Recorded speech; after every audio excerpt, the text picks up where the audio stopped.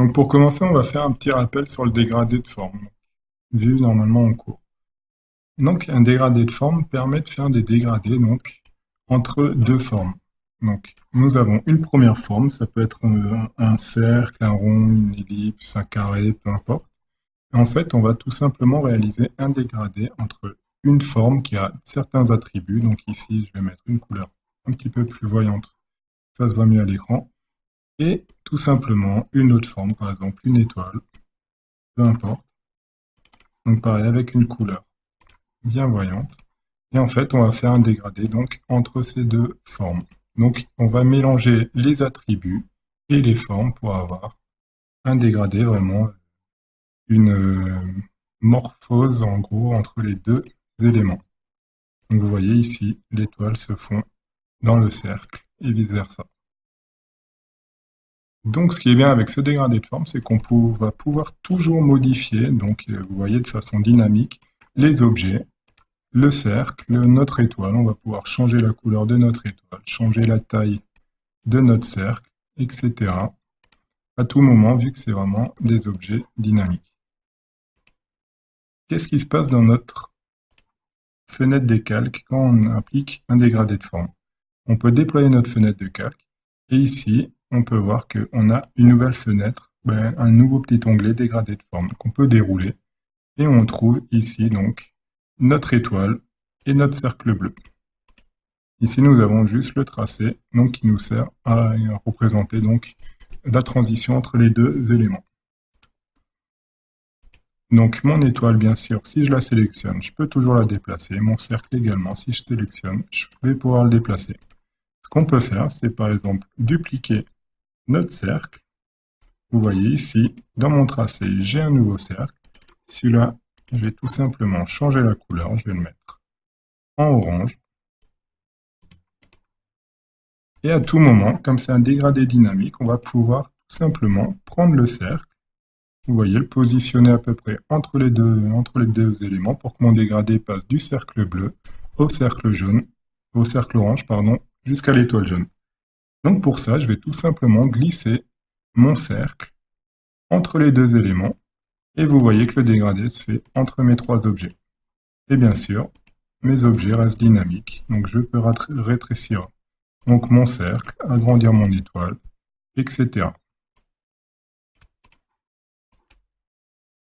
Pour faire vraiment un exemple donc, des possibilités donc, de ce dégradé de forme, nous allons prendre tout simplement le motif d'un œuf.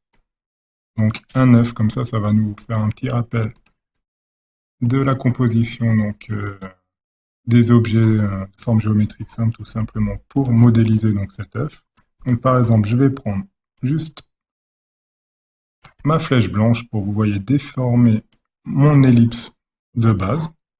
Voilà, je vais augmenter un petit peu au-dessus pour avoir une forme d'œuf. Je vais l'aplatir un petit peu en dessous pour la base de mon œuf. Pareil, je vais peut-être créer une irrégularité donc, entre les deux côtés pour que ce soit pas trop symétrique. Et là, je vais pouvoir appliquer donc une couleur de base, donc la couleur de mon œuf. Ce que je vais pouvoir faire, donc ici, j'ai juste un calque, donc que je vais appeler œuf dans l'ombre. Je vais tout simplement le dupliquer. Donc en le glissant sur la petite icône nouveau calque. Et là, je vais tout simplement lui appliquer une nouvelle couleur. Donc là, ça sera mon œuf avec la couleur de base. Et cet œuf, par exemple, je vais le rétrécir. Comme ça, on va faire vraiment une transition donc, entre l'ombre et la couleur de base. Ce que je vais pouvoir faire maintenant, c'est à la place de prendre une nouvelle fois une forme d'œuf, je vais créer un reflet, tout simplement, avec un cercle. Et vous voyez, juste avec trois objets, ici on arrive déjà à avoir un motif d'œuf donc qui nous apparaît. Donc avec ça, je vais pouvoir passer très facilement, juste masquer ma planche de travail. Voilà, on a deux fois le même motif. Je vais pouvoir passer de ce format-là, donc vraiment en hard shade. Vous voyez, chaque motif d'ombre, de lumière ou de couleur de base est traité vraiment en aplat. à quelque chose d'un petit peu plus réaliste, donc avec des couleurs un petit peu plus diffuses, avec des dégradés voilà, qui se fondent les uns dans les autres. Donc pour ça, je vais prendre cet outil, l'outil dégradé de forme, que vous pouvez activer avec la touche W de votre clavier, et je vais tout simplement appliquer une première couleur à mon dégradé. Vous voyez, mon curseur, quand j'approche d'une forme, quand je survole une forme, on a un petit X qui apparaît. Ça va être tout simplement la base, l'origine de notre dégradé. Donc ici, je clique, et on a cette couleur, cette forme ici, qui est donc l'origine de notre dégradé.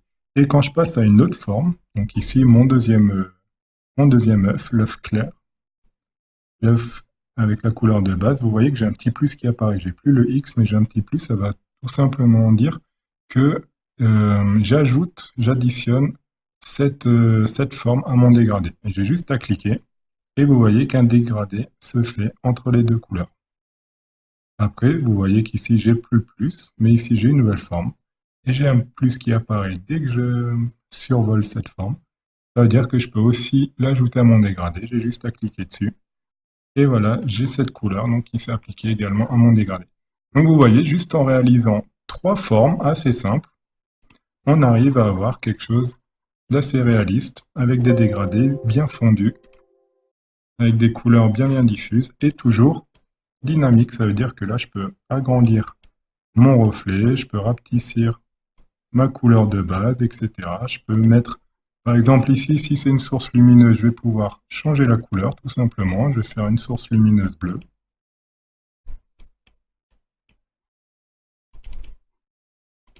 Et voilà, je vais pouvoir créer tous les motifs que je veux.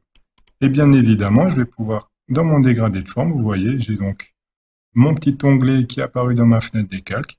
Je vais pouvoir sortir des éléments de mon dégradé de forme ou en intégrer de nouveaux. Donc, par exemple, ma lumière, j'en suis plus trop content. Je vais pouvoir la sortir, pouvoir la supprimer, etc. En créer une nouvelle avec une couleur peut-être plus orangée. Bien sûr, j'aurais pu garder celle-ci et changer la couleur, mais là, c'est juste pour montrer qu'à tout moment, on peut donc rajouter un élément dans notre dégradé de forme. Comme cet œuf ici, je vais le dupliquer et le placer derrière mon œuf. Ça va être une sorte de halo lumineux qui va juste faire le contour de notre œuf, comme une lumière contre. Là, je vais juste appliquer une couleur, donc un petit peu orangée. Et je vais la placer directement au bon endroit. Donc là, je vais le placer derrière dans un premier temps, pour qu'on voit bien ce que je veux faire. Voilà, vous voyez ici, j'ai envie de créer une sorte de lumière contre qui vient un petit peu entourer mon œuf pour donner vraiment une illusion de 3D de lumière qui vient de derrière. Comme si ce petit rond, en fait, était tout simplement une source lumineuse. Donc ici, ce que je vais faire, je vais prendre mon œuf. Donc ça va être mon œuf lumière contre. Et je vais le glisser directement dans mon dégradé de forme. Et vous voyez qu'ici, on a notre lumière qui est donc fondue également dans notre œuf. Et donc avec cette technique, on va pouvoir faire énormément de choses. Vous voyez, passer assez rapidement d'un œuf en hard shading, un œuf ou un motif en soft shading. Voilà, juste en quelques clics, c'est véritablement le principe de générer, on va dire, l'origine d'un dégradé, déterminer l'origine d'un dégradé, rajouter une couleur, rajouter une autre forme à l'intérieur, et vous voyez qu'en quelques clics, on peut passer d'un motif en hard shading en soft shading, et bien sûr l'inverse est aussi vrai. Si on sort les éléments donc de notre onglet dégradé de forme, vous voyez qu'ils reprennent leurs motifs initiaux. Et pour cela, si j'ai envie de les sortir de mon dégradé de forme, vous voyez qu'ils reprennent tous leurs attributs sans dégrader. Donc ça peut aussi marcher pour faire des ombres et bien pouvoir déterminer donc la surface d'une ombre. Par exemple, ici, on a notre premier cercle, donc qui va être la base de notre ombre. Donc par exemple, je vais la placer ici, sous notre œuf, en arrière-plan. Cet œuf, je vais l'enlever. Ça, on va dire que c'est ma source lumineuse. On va dire qu'elle est ici, donc mon ombre va courir vers la droite. Et donc ça, je vais juste prendre un autre cercle que je vais disposer en arrière-plan. Et en fait, ce dégradé de forme peut s'appliquer également sur une forme transparente ou sur un objet qui a des attributs donc transparents. Donc là, je peux appliquer une opacité de 0% et appliquer donc mon dégradé de forme donc, entre mon cercle noir ici et mon cercle transparent ici. Et vous voyez qu'un dégradé s'effectue. Ici, on a juste un dégradé qui se fait avec une étape. En fait, c'est le nombre de nuances qu'il y a entre les couleurs. Ici, si on va dans étape, il n'y en a qu'une. Par exemple, si j'en mets 3, vous voyez qu'il y a 3 couleurs qui apparaissent entre le dégradé. Et si j'ai envie de quelque chose vraiment de lissé, ben soit je multiplie les étapes, soit je clique sur lisser, on a directement la diffusion telle qu'on a envie. Donc voilà, ici on a une ombre qui traite donc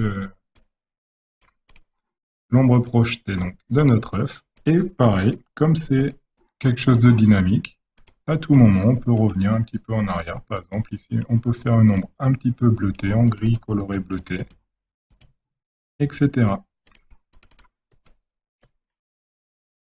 Pareil, ma source lumineuse, ce que je peux faire, c'est prendre un autre cercle, enlever l'opacité, placer en arrière-plan et prendre mes deux cercles et faire en fait comme une sorte de flou, tout simplement pour créer une sorte de diffusion aussi de la lumière. Voilà, comme si on avait une sorte de soleil.